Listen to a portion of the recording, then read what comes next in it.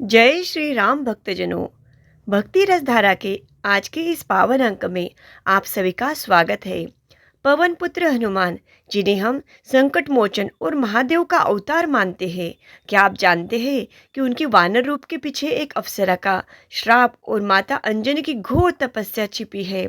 आखिर क्यों एक रूपवती अप्सरा को वानर मुख मिला और कैसे स्वयं महादेव उनकी पुत्र बनकर पृथ्वी पर आए? आइए आज भक्ति की इस धारा में डूबते हैं और जानते हैं प्रभु हनुमान जी के जन्म की वह दिव्य और अनसुनी कहानी। इंद्र के दरबार में पुंजकसला नाम की एक बहुत ही सुंदर अप्सरा थी। उसे अपनी सुंदरता पर बहुत गर्व था। एक बार जब अंगिरा ऋषि घोर तपस्या कर रहे थे, तब चंचलता और अहंकार वश पुंजकसला ने उन पर फल फेंककर उनकी तपस्या भंग कर दी। अंगिरा ऋषि बहुत क्रोधित हो गए और उन्होंने उसे श्राप दिया कि जब भी उसे किसी से प्रेम होगा, वह वानर रूप में बदल जाएगी। क्षमा मांगने पर ऋषि ने उसे मुक्ति का मार्ग बताया कि यदि उसके गर्भ से भगवान शिव के अंश वाला पुत्र जन्म लेगा तो वह इस श्राप से मुक्त हो जाएगी। इंद्रदेव की सलाह पर पुंजकसला ने पृथ्वी पर अंजनी के रूप में जन्म लिया। जंगल में उनकी मुलाकात एक तेजस्वी राजकुमार से हुई। जैसे ही उनके मन में उस राजकुमार के प्रति प्रेम भाव जागा, ऋषि के श्राप के कारण उनका मुख वानर जैसा हो गया। जब उन्होंने अपना चेहरा छिपाने की कोशिश की तो राजकुमार ने अपना परिचय देते हुए बताया कि वे स्वयं वानरराज केसरी है। इसके बाद अंजनी और केसरी का विवाह हो गया। विवाह के कई वर्षों बाद भी जब उन्हें संतान सुख नहीं मिला, तब वे मातंग ऋषि के पास गए। ऋषि की सलाह पर माता अंजनी ने सुमेरु पर्वत पर जाकर 12 वर्षों तक कठिन तपस्या की। उनकी भक्ति से वायुदेव और फिर भगवान शिव प्रसन्न हुए।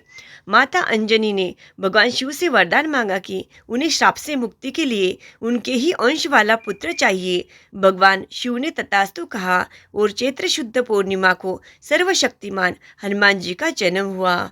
शिव का अंश होने के कारण उनके पास जन्म से ही अपार शक्तियाँ थी।